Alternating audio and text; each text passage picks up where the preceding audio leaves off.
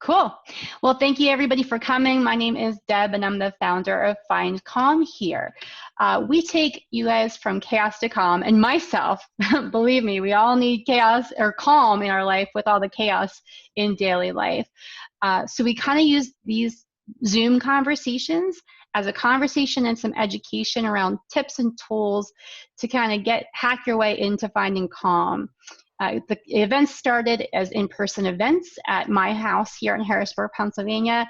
In April, we switched it to a virtual event to try to participate and involve and engage more people in sharing resources around finding calm. Since then, we've hosted many events, and we have a private community where we actually continue the conversation, because these calls are just kind of a scratch to the surface of conversations. So you're more than welcome. We have a free community. It's free to join. There's a link from the findcalmhere.com website to press the join button, and I'll bring it into the Find Calm community. So with that, I'm going to actually get us started with our talk for today, which is Find Calm with Intention. And our Find Calm Here partner today is Sarah. And so she's going to talk to us a little bit about how we can use intentionality and hacking our way to calm in that way. And maybe you can go a little bit more in depth. I won't talk anymore. I'll let Sarah take it over.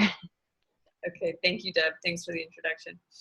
So when I say intention, I'm specifically thinking of what we surround ourselves with. I think intention plays into every aspect of our life, and the more intention that we have, the more calm we will find in general, whether it's in our thoughts, our actions, our choices. But I really wanted to address the intention that we use to choose what we surround ourselves with. And that, a lot of that is products, objects, decor. There's people, but we won't go into that really. But so just your space, a lot of it's your space, what you use throughout the day. So I wanted to start with a question, just kind of get your minds thinking about what you feel when you hear certain words. Because what I think that we really underestimate the role of our senses in our everyday life. We all know about our senses. We use them almost every minute of every day. But how often do you think to yourself, like, what is this doing for my senses? How is this nourishing my senses? And if you think about it, a lot of times you're not intentionally thinking about that. So I want to put a few words out there, and I want to ask anyone that wants to answer, how do you feel, if you want to close your eyes or just keep them open, think about how you feel when you hear words like clutter, a fire alarm chirp, rotten food. Let's see, a scraping noise. Just give me kind of your first feelings, like hearing those. Stress. Yeah. Anxiety. Mm-hmm. Most likely these are things that we've all experienced, right? Mm-hmm. And me just saying the words, isn't it crazy how it brings up those feelings? And how much worse that is if you're experiencing these in real life, right? Like the smell of rotten food in your fridge. You're trying to sit down and write, and you look around and your house is cluttered, or, you hear those noises. Noises are some of the worst. So thinking on that, if you get that much of a feeling from me just saying the words, think just for a moment about when those things come into your day and how that makes you feel. Then I want to turn it the other direction, and I want to ask you how you feel when I say words like coffee. Hopefully you all like coffee. Soft, clean, candle, beach, summer evening, wildflowers, or rose garden. What feelings do those words bring up? Relaxation. A sense of peace. Yeah. Relief. Yeah. So it's interesting how even hearing the words can give us a feeling. Hearing is one of our senses. So that makes sense. And then when you think of yourselves in those situations, think about how many of your senses are being affected. If something's soft, it's your sense of touch. Roses, wildflowers, you can touch them, you can smell them, you see them. A candle, the beauty of a candle, the warmth. It hits your sense of, not necessarily touch. You're probably not going to touch the candle, but it's still hitting multiple senses. Even the crackle of the flame. The beach gets all of them, really. You got smell, touch, you can taste the salt sometimes in the air, the wind, just everything. It gets all of them. And coffee, most of us, that's probably why we want it every morning, because it's getting us on so many levels. The smell, of course, which, interestingly enough, the olfactory system, which is where your sense of smell engages, is the most connected sense to your emotions and your memory.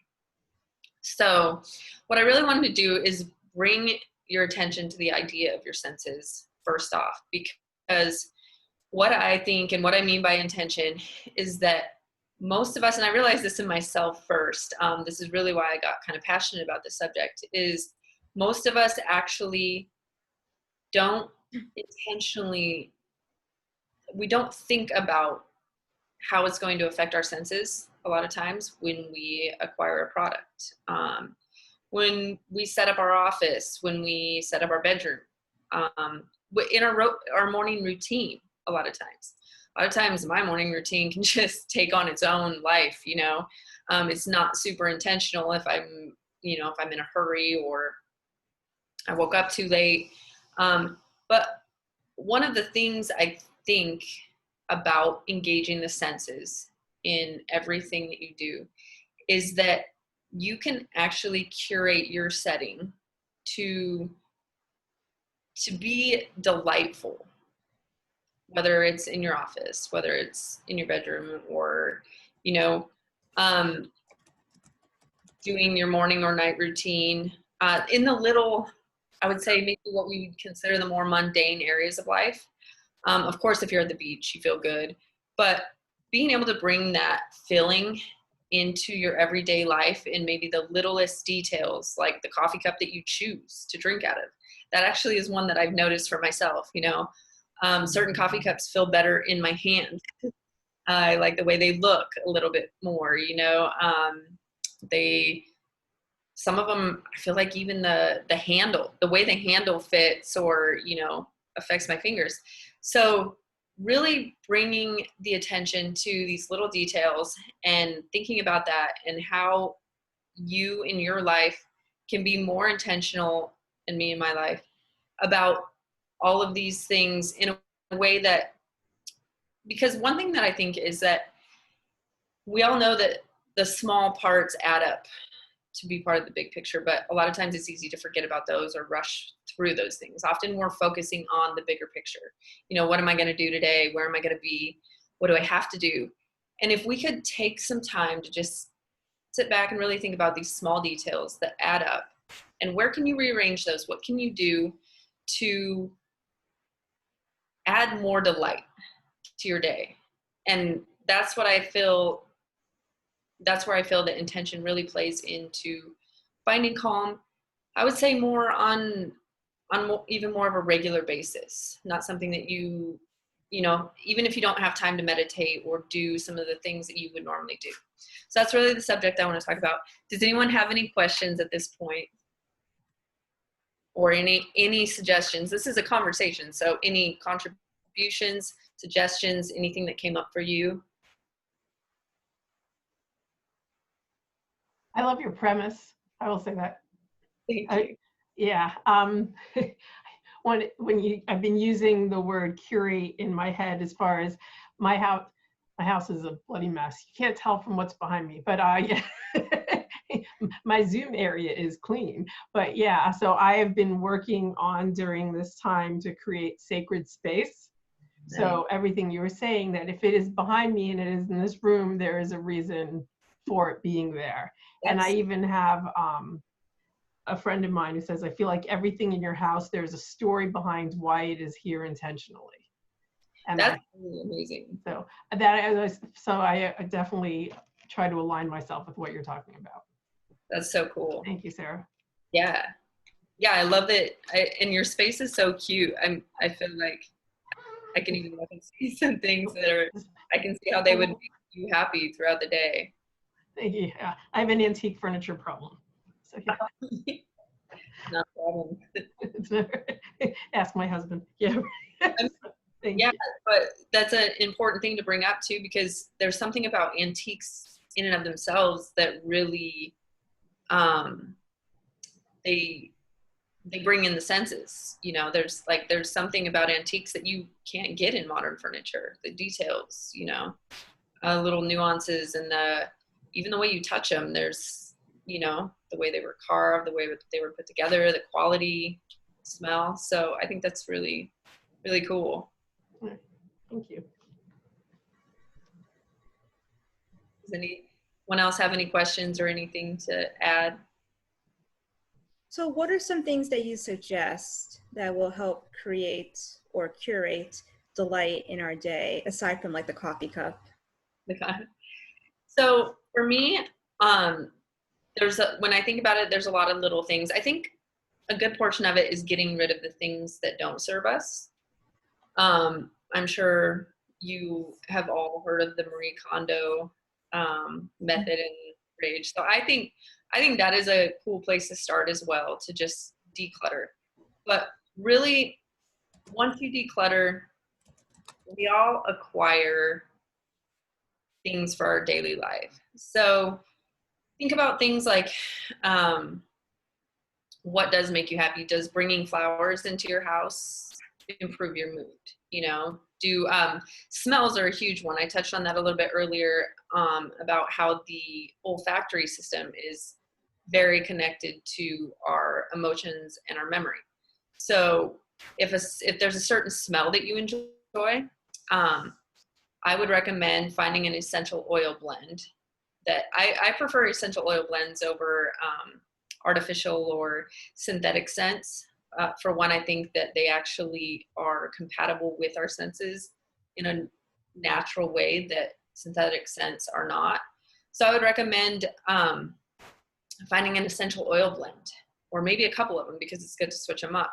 That my dad's actually a aromatherapist, so he's introduced me to essential oils and given me several blends. And I really do find that just having that smell, that especially if you have been able to connect that smell with a feeling of calm. One thing that you can do is you can go somewhere or do something that makes you feel calm, that makes you feel relaxed, relieved, and take an essential oil or essential oil blend that is pleasing to your nose. We all like different scents, you know. Some people are into rose, some people are into lavender, but something that really makes you feel, just has a pleasant smell, and actually diffuse or smell that while you're doing something soothing. What that does is it connects the soothing feeling to your brain, to your memory. And so you can take that essential oil blend and reuse it later, and have it be part of what can give you that feeling, even if you're not still, say, at the beach, or, you know, relaxing somewhere that feels really good. Other than that, for me, I find things like keeping my products minimal, but keeping my products to an array of things that delights me.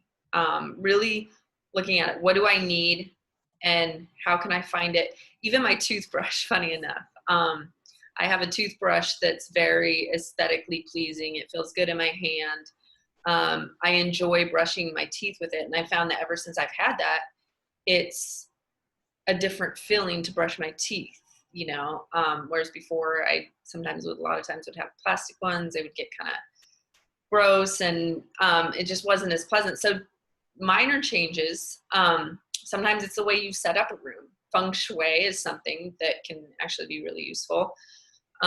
Just a small study in feng shui as to how you set up your room, bringing in plants and putting them in the right space, creating kind of a flow of natural elements are, you know, that kind of brings in the, because I think that having the natural elements, I think for me,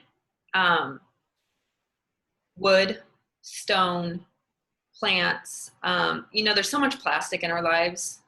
A lot of things are made out of plastic in our household. You know, there's some materials a lot of times, you know, I'm not trying to knock on IKEA or anything, but like you know, the things that are made that a lot of times we're like, oh, that's really cute. They don't necessarily have the natural elements to them. And I do personally believe that a lot of what we can do to curate our space is bring in more of the natural elements that have the soothing energy that I believe exudes from the earth, you know, water. Think about a fountain, the way it sounds, just the way water sounds, the feel of a plant. So does that answer your question somewhat, or? Yeah, no, those are some good examples. Thank you. Yeah. How about you, Deb? Do you have any input at this point? I just wanted to, I put some things in the chat here. We did, since we've had a bunch of events since the spring, we actually started, my journey was kind of about exactly what we're talking about in regards to my physical space. I actually did some reduction with minimalism a few years ago, and I got really into minimizing and organizing to get rid of the chaos physically in my physical space. And then I actually had this apartment was a blank canvas, and I brought intentionally things that are in my apartment here. So that therein we had those conversations, which are in the YouTube channel. There's one Find Calm with Minimalism with Adrian. There's another Find Calm in Small Spaces. And then there's also another one that is Find Calm with Organization. So those are the three I was just going to mention that we recently did events with that specifically relate to kind of intentionality with your space. And then we also did one in the very beginning about finding calm with essential oils. I utilize essential oils in my morning yoga and meditation, my morning routines. So that's another thing that we had brought in with the Find Calm Here community with Leah, who had done a chat earlier. So all of the things that you're talking about, we actually have talked about within the Find Calm Here community, and just making the point that how much difference it does make when you're paying attention to all these small details. It makes a big imprint.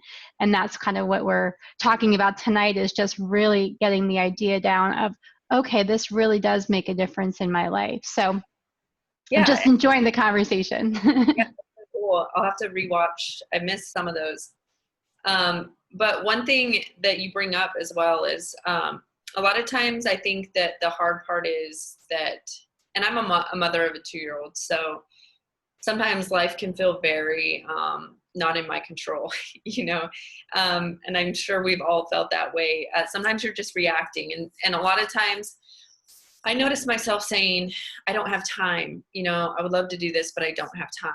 And one thing that's really become clear to me lately is that the time that I think I don't have goes by so much faster because I don't take the time to be intentional about what I'm doing, to be intentional about how much I am enjoying what I'm doing. And the other aspect of that is that, say you do have a busy day, say, you know, you still have to do your, you know, daily responsibilities, but how much more can we enjoy those, you know, with these little details? For me, one of the things that really got me interested in this was my dad becoming an aromatherapist. And so just a little backstory, I'm in business with my family, and we manufacture natural body care products. You know, it started with us just kind of making our own because we couldn't find some things, and really became focused on making natural deodorant because we grew up in the industry and we couldn't find one that worked very well. So at first our focus was really on, you know, making natural deodorant that worked really well, which we nailed.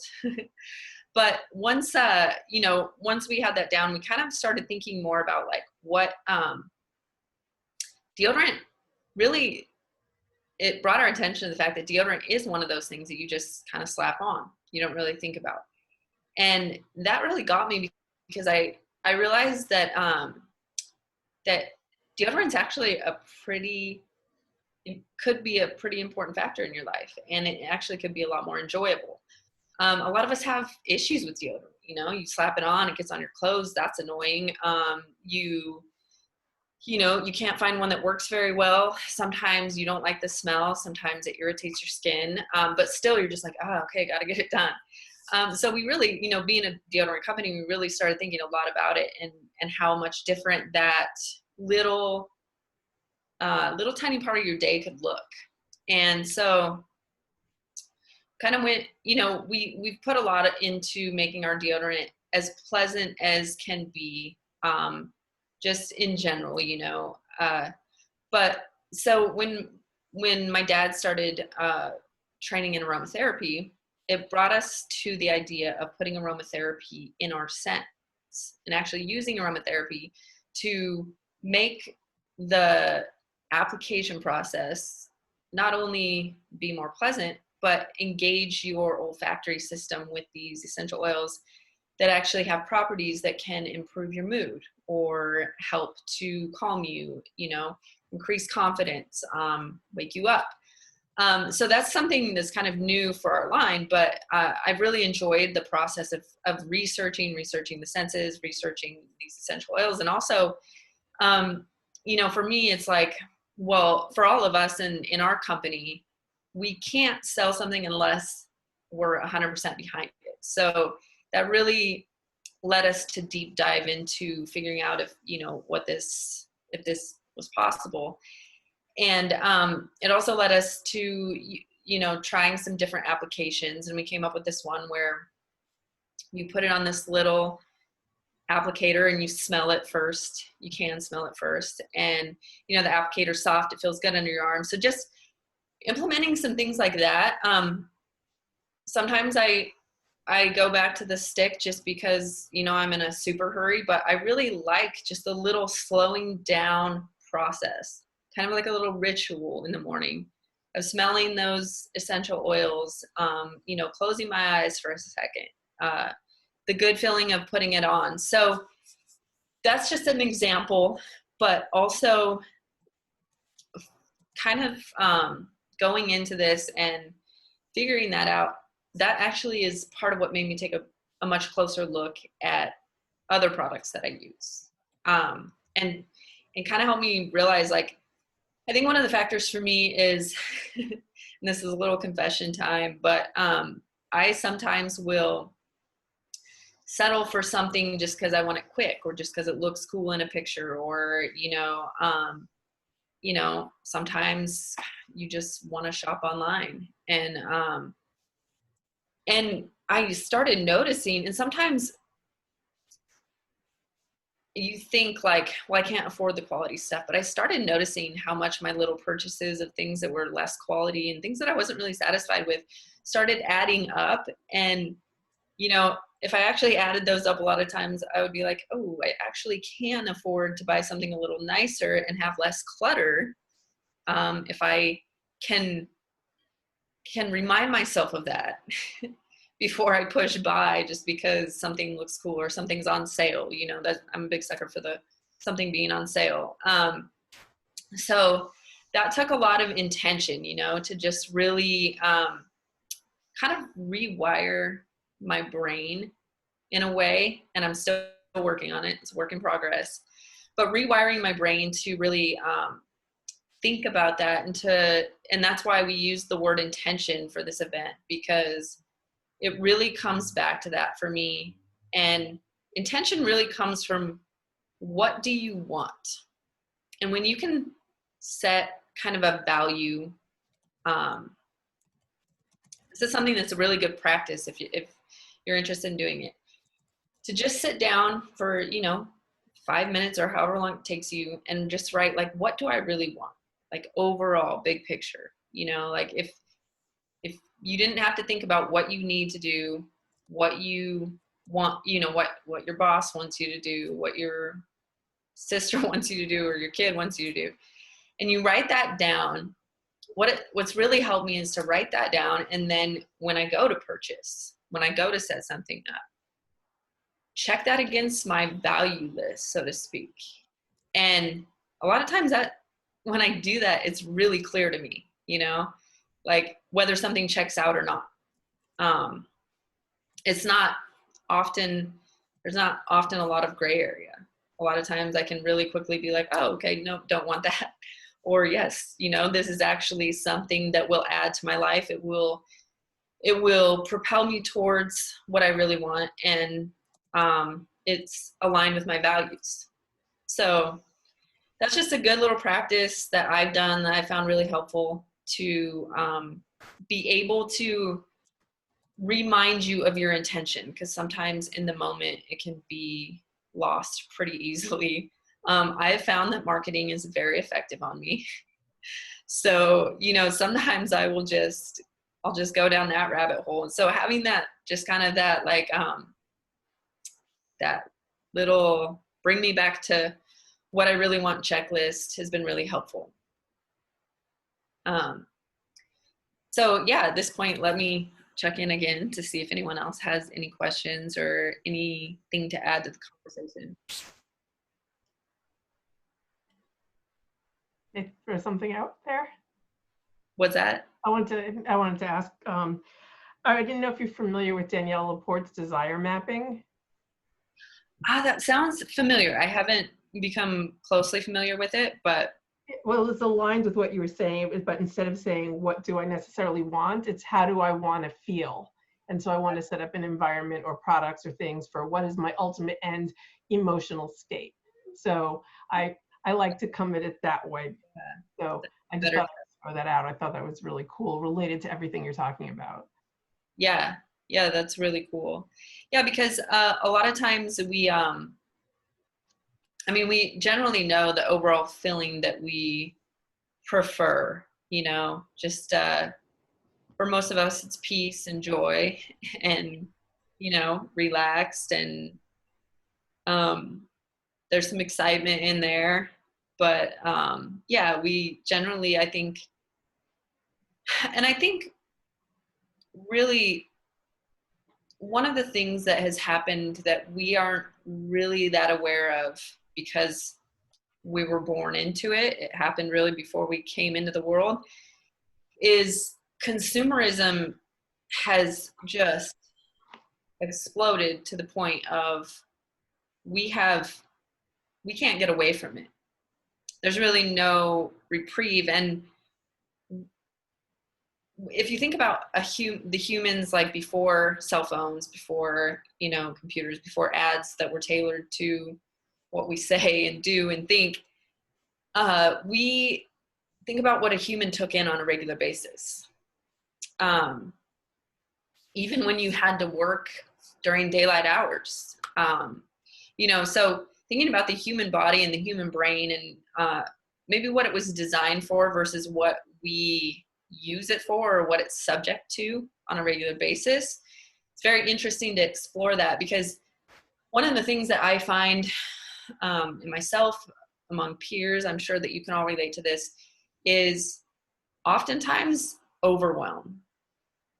And overwhelm, I think, is one of the most anxiety-inducing feelings, and a lot of times leaves us feeling helpless, like we aren't in control.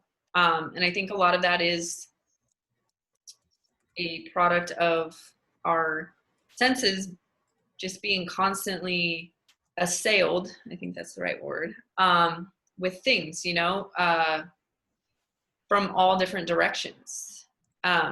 So really just being able to realize that, and one thing that has been interesting during this COVID time is that a lot of us have had to slow down. And I think that there's been some relief for some people in that because of this, because I do think that we are very overwhelmed and, you know, it's hard to keep up with the world that we live in. But being able to be intentional even about that, and not feeling bad about that, you know. I've heard of the term, you've all heard of FOMO, I'm sure, the fear of missing out. Recently I've been hearing the acronym JOMO, the joy of missing out. Looks like you've heard of that.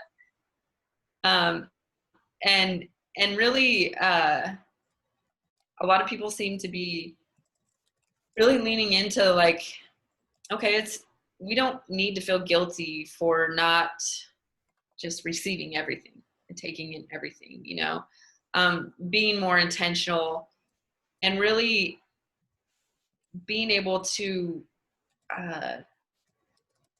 appreciate that rather than feeling like we're missing out or feeling, you know, guilty.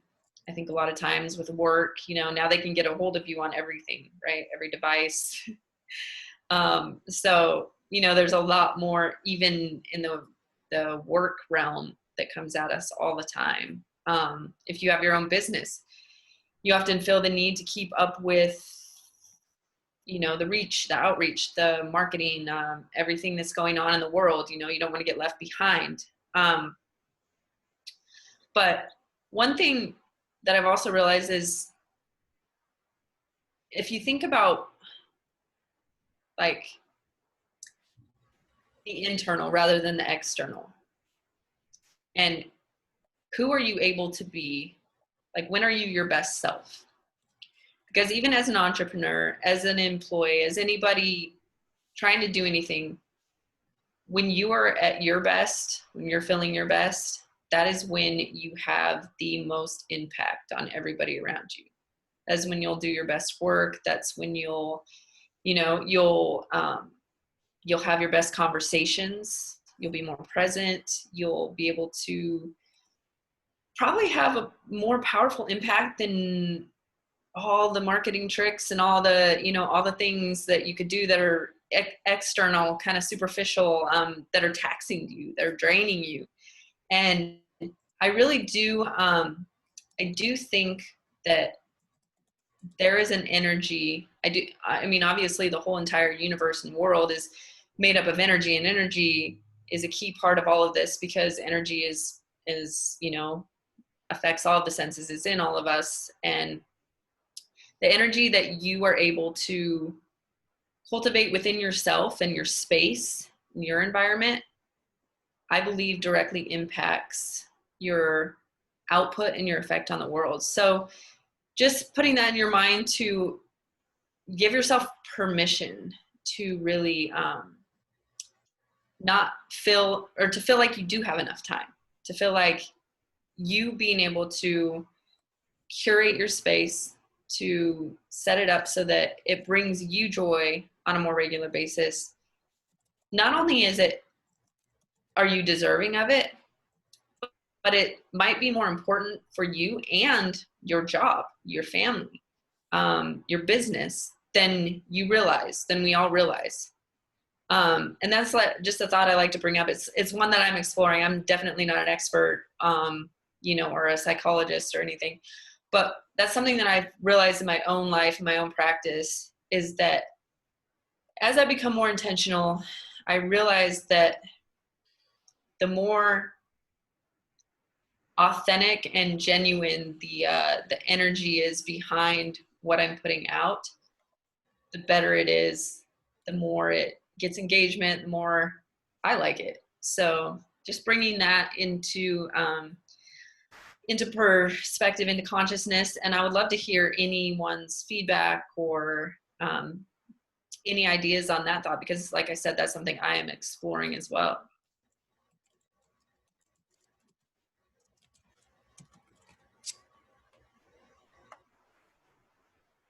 I will just say that I've noticed that it's a lot of the reason why I started Find Calm here, because I wanted to share these resources with other people that I found that were really beneficial to myself, and incorporating them and being accountable to the calls and to everybody in the group helps me, because I think, like you're saying, I think we all need these different things to incorporate and to be reminded of, because sometimes it's a lot easier to go through emotions and react, and it's a lot harder to do the intentionality of, okay, is this helpful?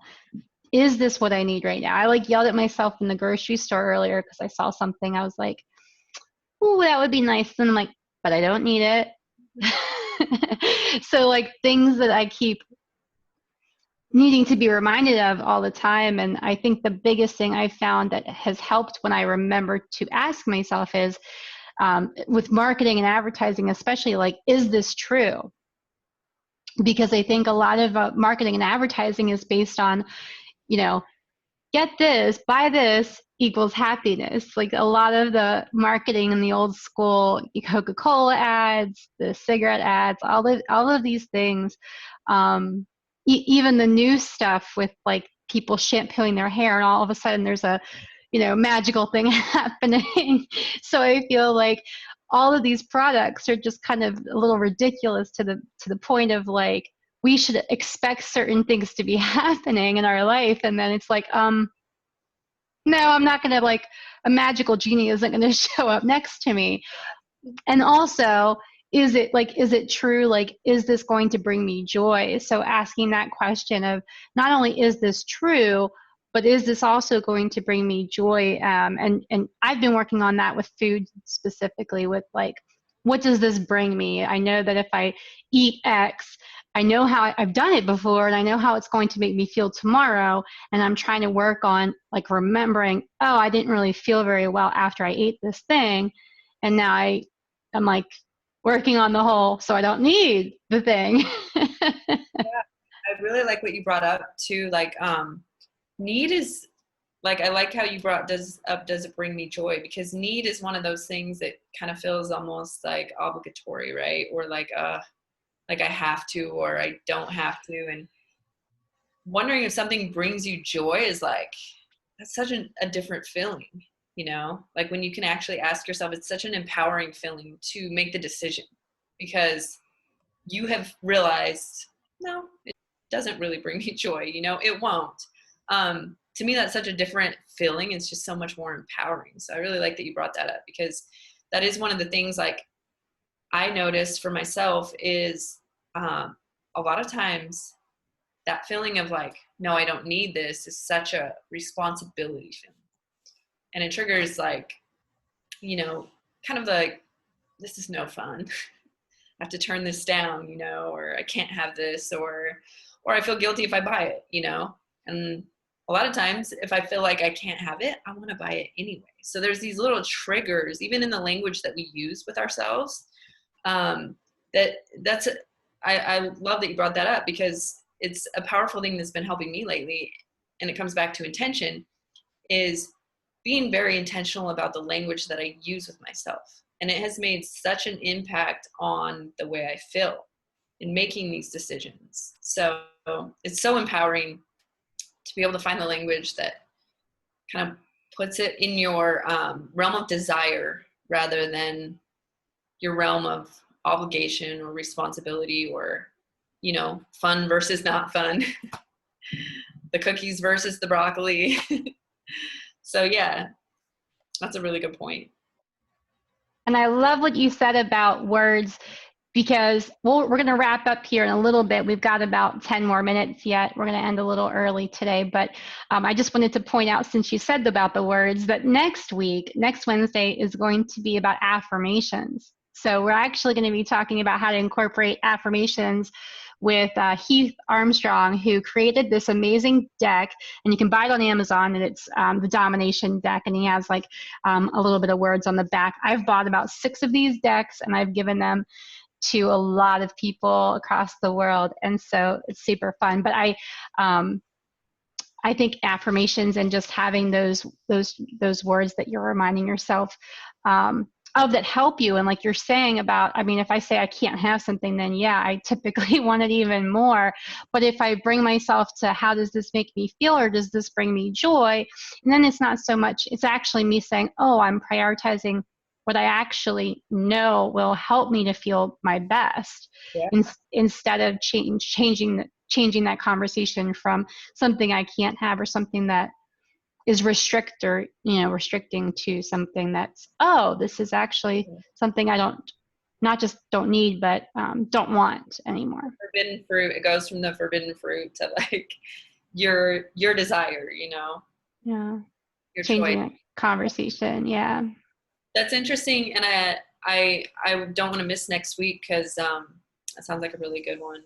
But I love that you brought up even his cards, because another aspect of this that I just wanted to touch on for a second is one thing that I've noticed shift is even in buying gifts, buying stuff for myself, how much better I feel when I intentionally buy from brands with value system, usually small brands, locally owned or owned by, somebody that I know I'm supporting that has a good value system, and that usually leads to higher quality products. Speaking of products, because most of the time when it's a brand by somebody that really cares about what they're doing and that has a lot of intention behind their products, you will find that they care a lot about what they put into them. And you'll see such a difference in what you get.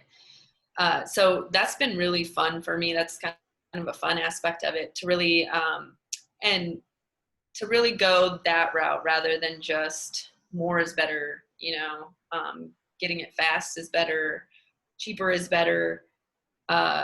Just shifting that mindset a little bit is just fun, and it's I find that I treasure those things a lot more, and I feel when I give them as gifts, I feel a lot more fulfilled giving. So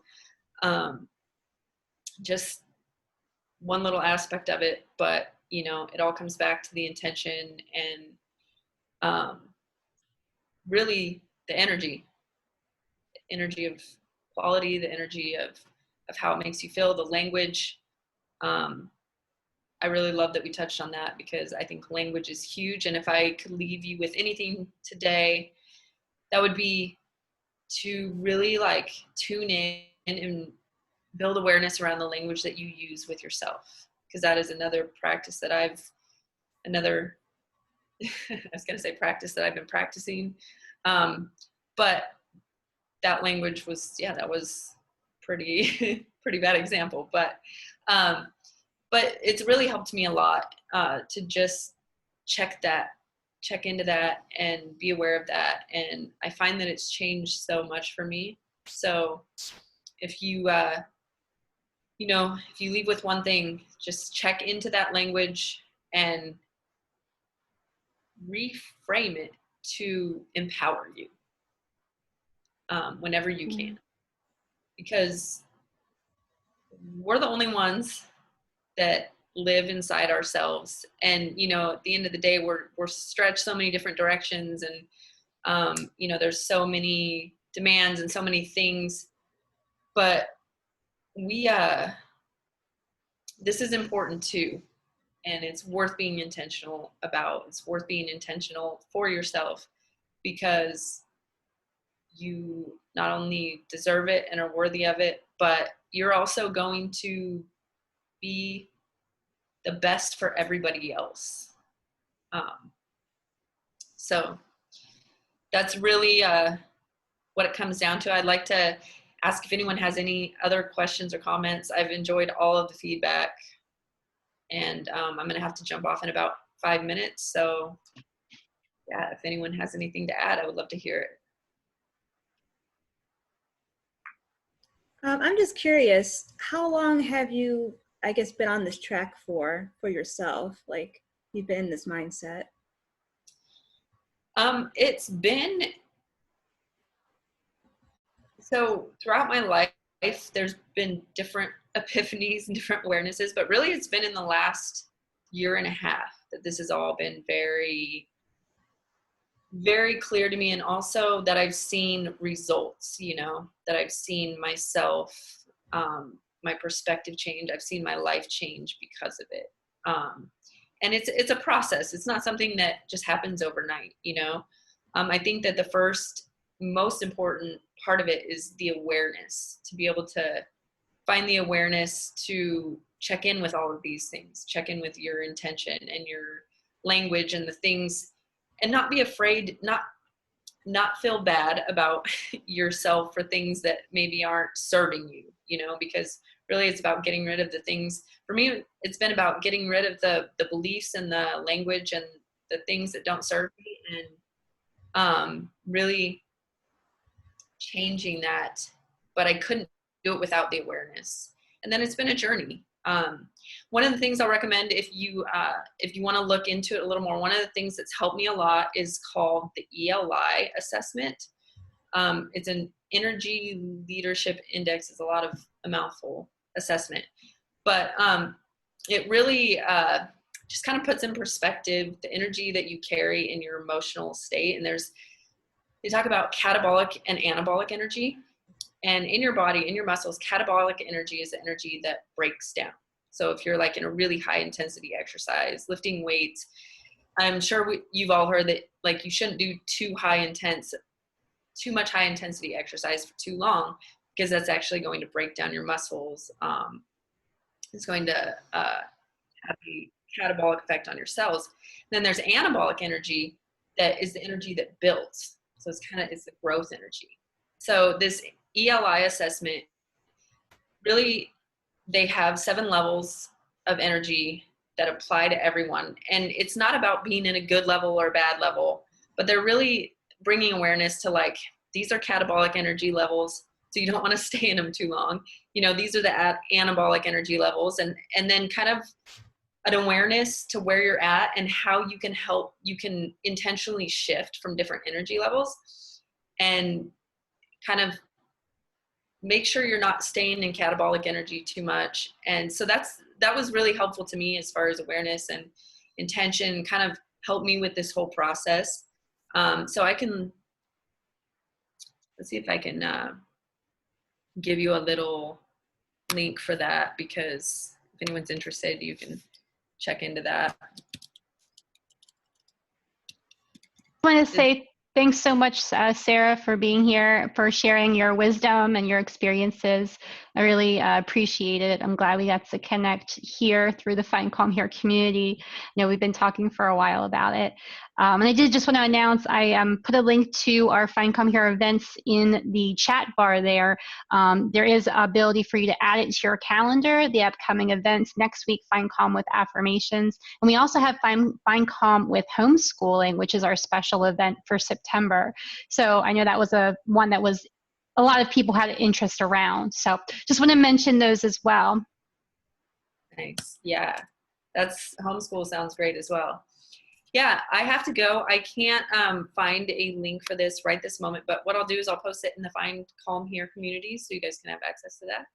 Perfect. Thank you, Sarah, so much. I appreciate your time. Thank you, everybody who's participated, been here watching us. If you watch the replay, thanks for watching the replay. It will be posted on YouTube and on the VMO channel, as well as in the Find Calm Here community under the replays tab.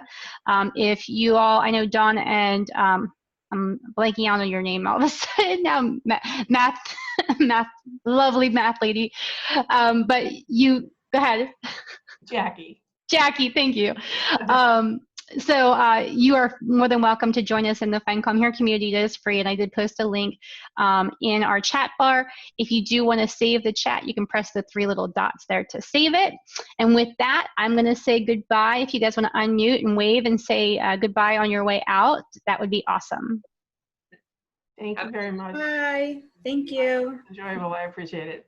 Bye. Peace out.